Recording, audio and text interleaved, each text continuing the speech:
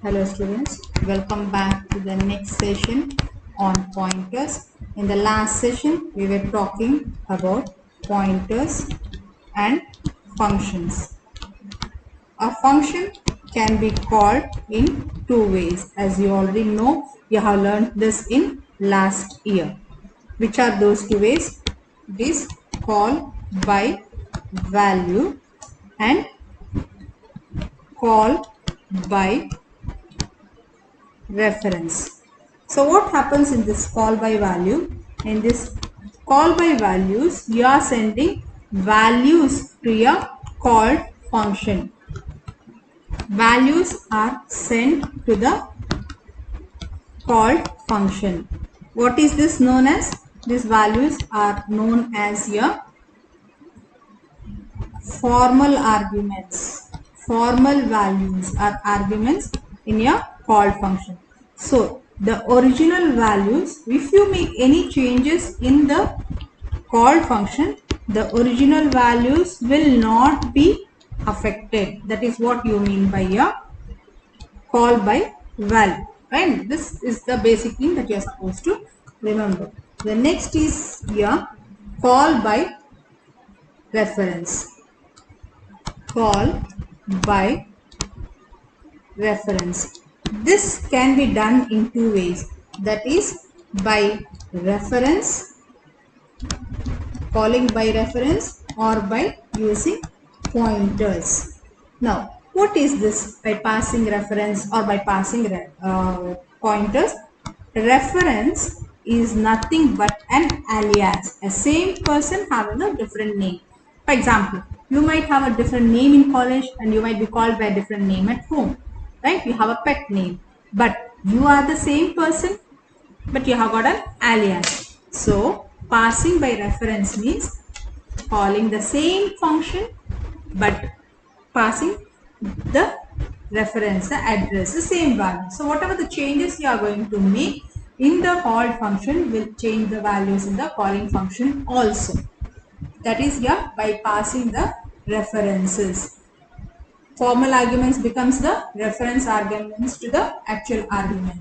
So a function can work on actual values by taking the reference. It is the actual value itself. So that is your passing by reference. Now for example, let's just take a program to swap two numbers. To swap two numbers using which one? The reference. A passing reference. You already know this, right? You are using it as void main. Earlier steps you are supposed to write. I'm not going to show you here. Then void swap in and integer a equals 10, b equals 20. Okay, so see out original values, that is see out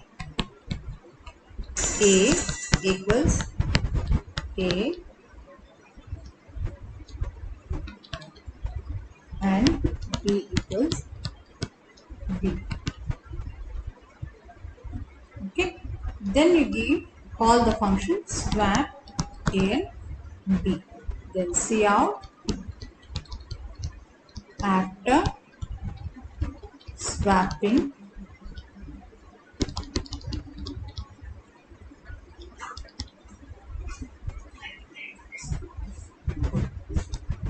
see out a equals a and b equals b. We are returning the value.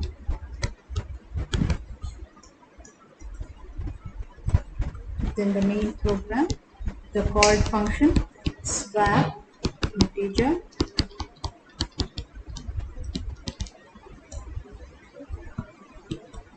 integer temp equals x equals y, y equals 10. This is the program for your pass by reference. In the same way, we are going to talk about passing by pointers. Here we are passing pointers to a function, that is the address of the actual arguments in the calling function will be copied to the arguments in your called function. That means the formal arguments in the called function. So whatever the changes you make in the formal arguments will be reflected back in the actual argument. So this call, that is the call function, will not create its own copy of the original values, but instead it is using the original values by the address it receives. So if you are going to show the program for this, void main integer x, y and k, void swap integer star, and remember this is what you mean by your passing by pointers. There you gave your reference, that is your address, and ampersand variable, right? So cout, enter two numbers, same x and y, cout numbers are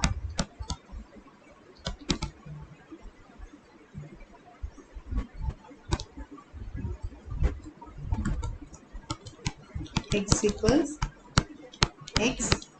If you remember, this is just a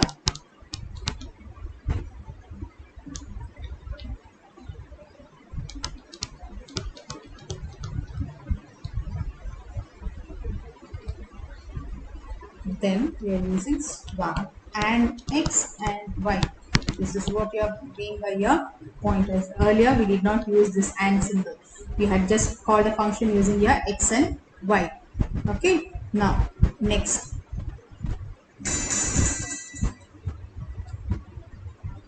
one, cout after swapping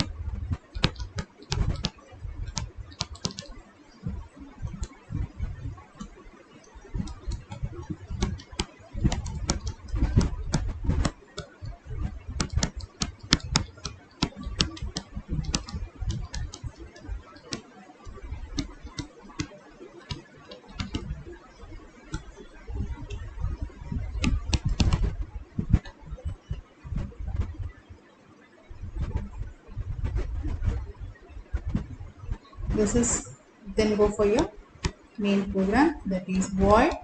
This is the only difference you are supposed to do. Void swap integer star x and integer star y, and then integer temp equals star x equals star y equals temp. I have not the space, do not have the space here, so I am just writing it in this. You can write it one after the other. This is what you mean by your invoking the functions by passing the pointers. Okay. So the next part or the session in this you can go for is your pointers and structures. This is just definitions or just understanding part you have here. You don't, I will not ask you for your examinations and all, just to know pointers and structures. So pointers are used to access the structures also effectively. It is, as you know, structure is a logically related data elements. Structure is a logically related data elements of same or different types. If you remember the difference between your arrays and pointers, arrays is a group of elements of the same data type, whereas it is here, it is a data elements, group of data elements of different data types. Or you can, if you want, you can have the same data type also. The syntax is structure name and then the structure pointer. Example, struct date, integer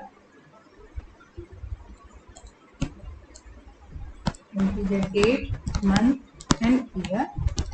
If this is the case, then we are going to say it as date star date ptr. Okay, so date ptr is the pointer to your structure date. In the same way, you have your pointers and objects. In pointers and objects, again, like any other pointer, object pointers are also declared by placing a asterisk symbol in front of the object pointer name. So the syntax for this is the class name and then the object pointer. Okay, an example, class test, integer register number, integer marks, this symbol is moving around. Okay, and then you say the class name star, this is a pointer. So where test is a defined class. When accessing the members of a class using an object pointer, the arrow, this arrow is used instead of the dot pointer, instead of your dot pointer. So what is this? This symbol is known as your this pointer. Known as your this pointer. So immediately after defining a class, the member functions are created and placed in the memory state.